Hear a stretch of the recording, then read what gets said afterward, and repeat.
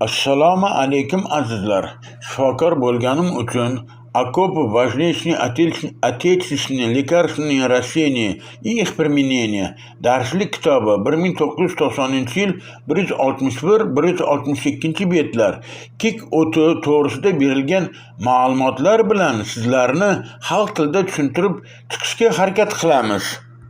Qisqacha qilib aytganda, kik o'ti o'simligi yurak va buyrak kasalliklarida, qon bosimi kasalliklarida, nafas yo'li kasalliklari, ya'ni xalq tilida o'pka shamollashda siydik haydovchi, terlatuvchi, tinchlantiruvchi sifatida, yana qon bosimini pasaytiruvchi, revmatizm, ya'ni bo'g'im kasalliklarida va boshqa kasalliklarda ishlatilishini meditsina orqali xalq tilida tushuntirishga harakat qilamiz. Shuni unutmangki, kik o'tidan ko'proq damlama tayyorlab, xolodilnikda asrasa bo'ladi. Kik o'ti ruschasiga astragal shirsistotsvetkoviy deyiladi. Yana tog' rayhoni ham bo'lib, ruschasiga dushisto melkotsvetnaya deyiladi. Kik o'ti boshqa o'simlik bo'lsa, tog' rayhon boshqa o'simlik hisoblanadi. Kik o'ti va tog' rayhonni tarkibi har xil bo'lgani uchun boshqa maqsadda ishlatiladi. Kik o'ti tarkibida glikozidlar, flavonoidlar, kumarin, vitamin E, mikroelementlar ham ko'p bo'lib, shulardan muhimi kobalt, silikat, ya'ni kremniy va selen moddalari bor. Birinchi, kik o'ti yurak va buyrakda qon aylanishini yaxshilaydi. Buyrakda qon aylanishi yaxshilansa, buyrakda siydik ko'proq ajralib chiqadi. Siydik yaxshi ajralishi hisobiga buyrak qonni toksinlardan, ya'ni xalq tilida aytganda kasallik chaqiruvchi zaharlardan organizmni tozalab beradi.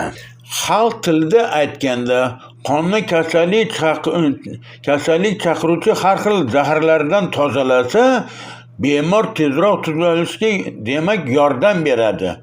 Buyrakda qon aylanishining yaxshilanishi buyrakni o'ziga ham foydali bo'ladi. Ikkinchi, qonni suyultirishiga sabab kik o'ti tarkibida kumarin moddasi bor. Kumarin moddasi xalq tilida qonni suyultirib beradi. Aslida meditsinada kumarin moddasi qonni yopishqoqligini, ya'ni ivichanligini sekinlashtiradi. Qonni ivishini sekinlashishi esa xalq tilida qon suyuldi deb hisoblashadi. Uchinchi, kik o'ti o'pkadan balg'am ajralishiga foydali ta'sir qiladi. Organizmdan siydik haydab qonni zaharlardan tozalasa, yana o'pkadan balg'am ajralishini yaxshilasa, qonni xalq tilida suyultirsa, unda o'pka kasalligida, ya'ni nafas yo'li kasalliklarida ishlatsa bo'ladi. To'rtinchi, yoshi kattalarda esa buyrakda qon aylanishi buzilgan bo'lishi Mavlanov klinik farmakologiya 2012-yil 116-betda yozilgan. Demak, yoshi kattalar iste'mol qilib turishi foydali hisoblanadi. Kik o'tidan dori tayyorlash uchun 2-3 osh qoshig'ini yarim litr qaynoq suvga damlab qo'yib, bir stakandan ovqatdan oldin 2-3 mahal iste'mol qilinadi. 1-2 hafta iste'mol qilib, 1-2 oy ichmasligini sababi organizm kik o'tiga o'rganib qolmasligi uchun. Damlamadan ko'proq tayyorlab xolodilnikda saqlasa bo'ladi. 5. Kik o'ti tarkibida foydali moddalardan silikat, selen, kobalt moddalari ham bo'lib, kobalt moddasi vitamin B12 ni tarkibiy qismi hisoblanadi. Vitamin B12 qon hosil bo'lishi uchun zarur vitamin hisoblanadi. Selen moddasi vitamin E ni ta'sir kuchini oshirib beradi. Xalq tilida aytganda, vitamin E bo'lmasa, immunitetni oshirish qiyin hisoblanadi. Aslida immunitet juda chuqur tushuncha hisoblanadi.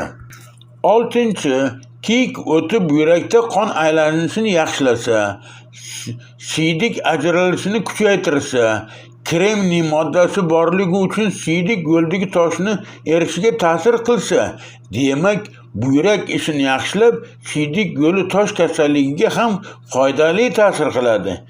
Kiyik o'ti damlamasidan 1-2 hafta ichib, 1-2 oy ichmasa bo'ladi.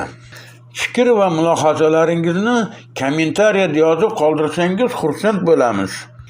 Kiyik o'tini organizmga ta'sirini meditsinada o'qiladigan kitoblardan Xalmatov farmakognoziya darslik kitobi 1995-yil 400-bet.